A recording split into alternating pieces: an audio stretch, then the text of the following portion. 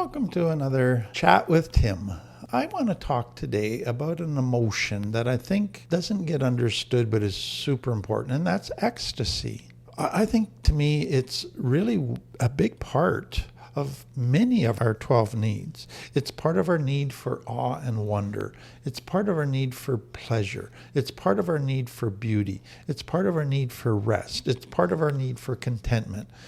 But what I've also seen working in this field is it's very easy to get this need wrong, to try to meet it in the wrong ways, to head down a path looking for ecstasy, but it never gives you true, healthy ecstasy. I want to start with just understanding this word. So it comes from a Greek word. And sometimes when you understand the roots of a word and its meaning, it just put words to the emotion.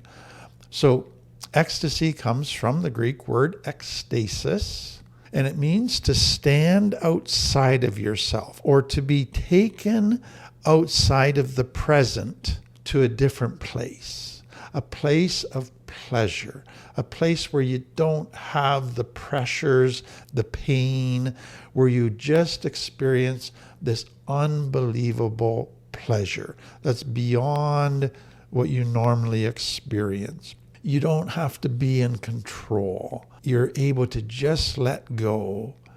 And so it's taken out of the present to this almost alternate existence where there's this intense pleasure experience. That's ecstasy.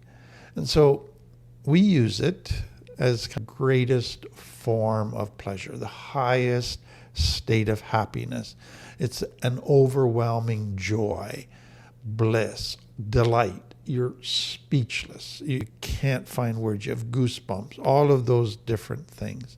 And so it's an emotion that's so intense that it's like you're lifted out of your ordinary self to an alternate place. So think of falling in love, seeing your newborn for the first time, achieving a long-sought goal, experiencing a musical concert that's so beautiful, a novel, a movie that is so moving, a religious experience that's so moving. It just takes you out of your life to this place of amazing bliss and beauty. So let me come at it from different angles. So neurologically, ecstasy involves a whole bunch of neurotransmitters. There's surges of dopamine, serotonin, oxytocin, endorphins. Your chemicals, they are surging at maximum amounts. And so the intense pleasure and well-being is overwhelming. It just takes you to a whole new dimension. All the negatives that you've been struggling with and feeling in your life, they're just washed away for a little while. Let me compare ecstasy and euphoria. So euphoria, they're similar, but they're different. Euphoria is like an emotional high. You feel light, joyful, giddy, but it's still typically within the range of human emotions, whereas ecstasy goes beyond euphoria. It's often to the point of being outside of yourself, so that euphoria is just a new level. It's so intense that it borders on mystical or the otherworldly. So all of us can relate to some experiences like that. And that's what attracts us to them. It's just like, wow, this is pure bliss. Let me come at it from a psychological standpoint. So it refers to a state of altered consciousness, a moment when ordinary awareness is replaced by heightened sensations, absorption, or even a trance-like focus. Now that's where people are speechless, even speak in different kind of languages. They momentarily lose awareness of themselves, their external world, its problems, its pain, its responsibilities. They're taken out of all of that to this altered state. And so it can be triggered by intense emotional experiences, sexual, artistic, religious, athletic, that takes you to this altered place of ecstasy. So that leads us to the spiritual. The spiritual traditions describe ecstasy as a state of union with the divine or with the cosmos that transcends our ego, that takes us out of ourselves, our ego, our needing to be in control. We just let go. So they report experience of ecstasy happening during times of deep prayer, meditation, and they describe this profound sense of oneness or rapture.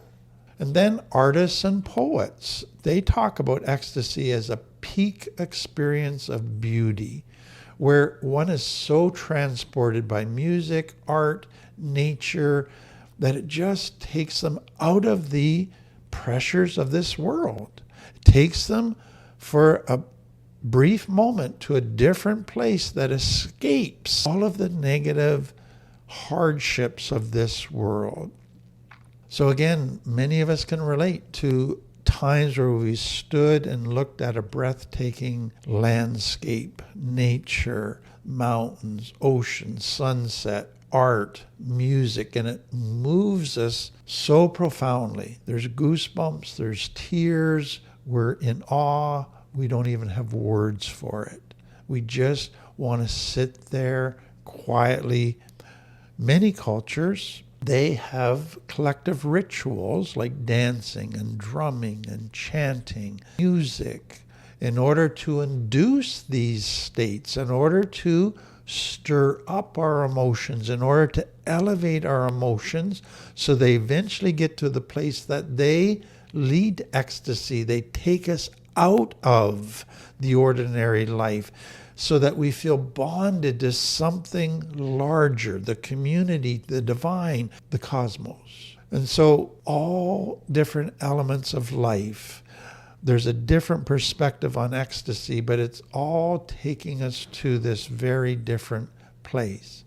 Now, just stop and think about a person with complex trauma who's basically has all this pain, wounds, struggles. They can't resolve all these negative emotions, all this hurt. Realize how attractive ecstasy is to them, how they long for that experience. And once they experience ecstasy, they just want to go back there over and over again. It's an escape from their unresolvable pain and emptiness. And that's where it can get abused. But before I get there, I find it very interesting that the word in French, le petit mort, or little death, in modern usage, it's most often used of orgasm.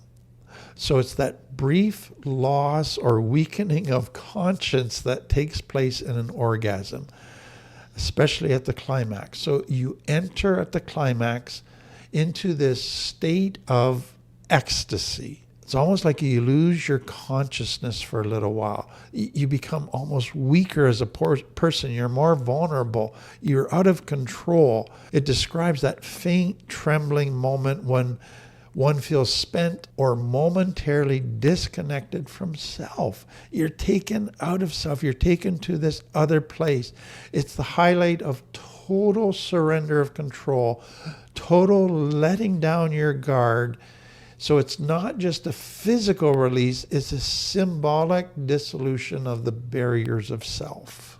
They just disappear for a while. You're taken to this safe, serene place of bliss.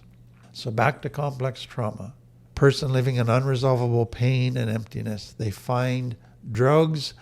They take the normal chemicals that involve ecstasy, they take them even up to a higher level, and they take them to an ecstasy that is pure pleasure, takes them out of the pressures of this life for a little while, makes it all go away. You realize why they become addicted? They want to keep going back there, because as soon as they come back to this real life, they go, nope, can't resolve this. This is terrible. Let's use drugs again. That's the only way to get taken out of this life.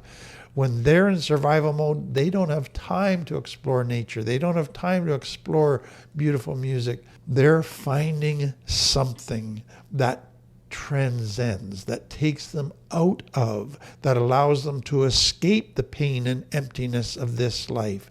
And drugs and process addictions do that. It gives them ecstasy.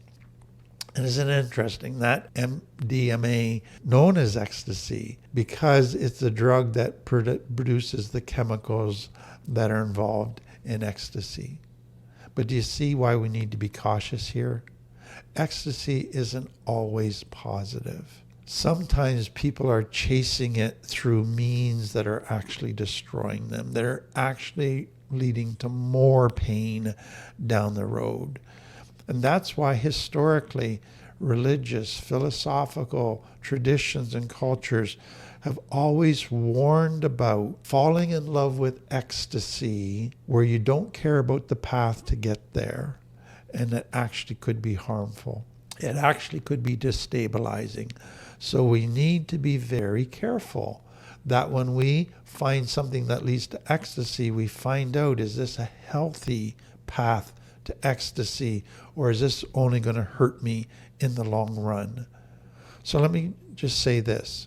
We have a sympathetic nervous system, which is activated when we're stressed out, and it's our survival place where we fight, flight. But then we have a parasympathetic nervous system, which is our rest and restore. We can experience a degree of ecstasy when we're in survival mode in our sympathetic nervous system because we get the flood of chemicals in the brain, but it's not the deepest form of ecstasy. It's not true ecstasy. That only comes when we're in our parasympathetic nervous system, when we are safe, when we are connected, when we are able to rest.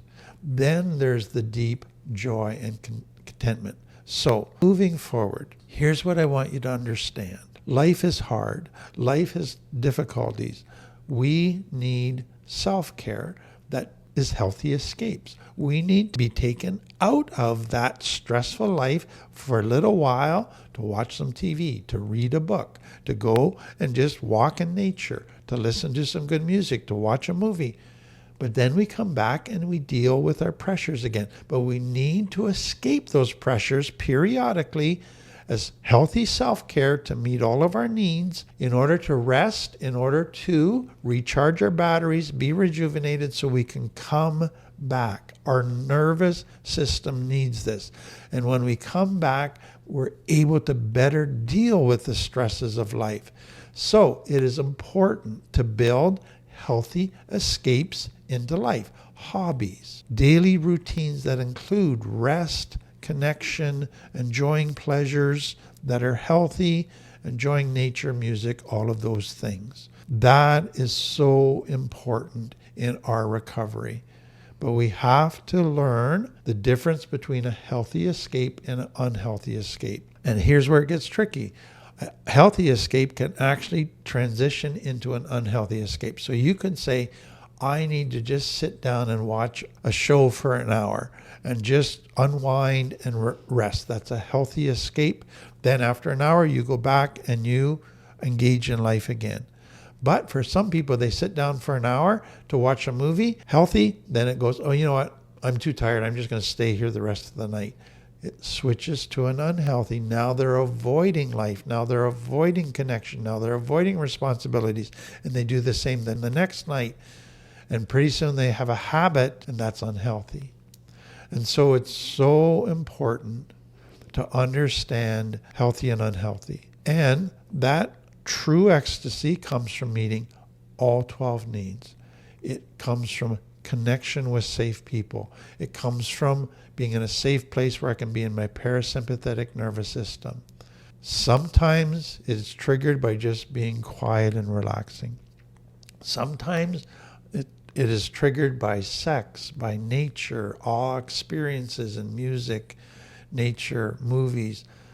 It can come about in different ways, but it is such a healing, healthy thing when it's healthy. So what's the unhealthy?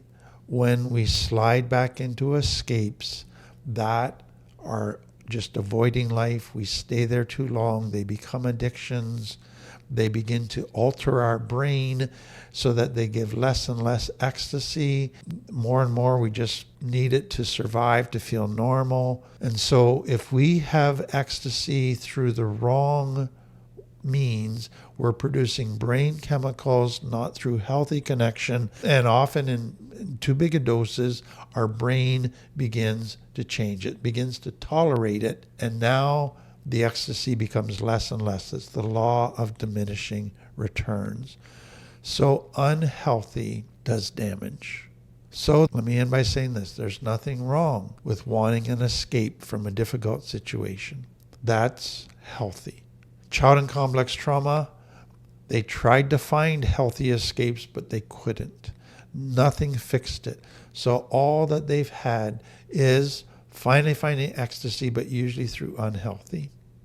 And so the challenge for them today is finding ecstasy through healthy. It's okay to do that in small doses, but be careful it doesn't transition and become unhealthy for you. So I wish you to experience ecstasy as a regular part of your life, but in a healthy way. And I hope this helps. Thank you.